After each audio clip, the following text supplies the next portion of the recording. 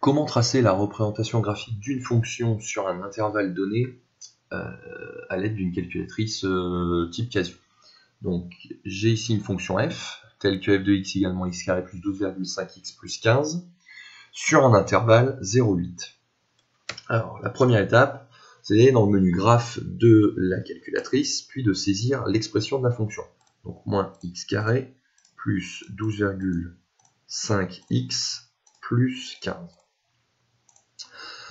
Paramétrer la fenêtre d'affichage, VWindow, donc Shift F3.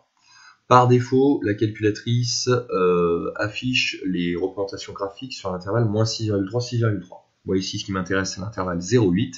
Donc la borne inférieure, 0, correspondra à x min. Et la borne supérieure, x max, correspondra donc ici à 8. Je valide. Alors, vous pouvez voir ici, donc dans le VWindow, que les valeurs de y min et y max sont aussi définies par défaut. Bon, sauf que nous, on ne les connaît pas encore.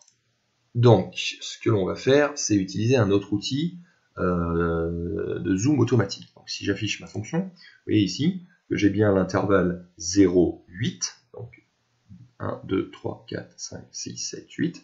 Et puis, verticalement, je vais de moins 1, moins 2, moins 3, 3,1 en réalité, jusqu'à 3,1.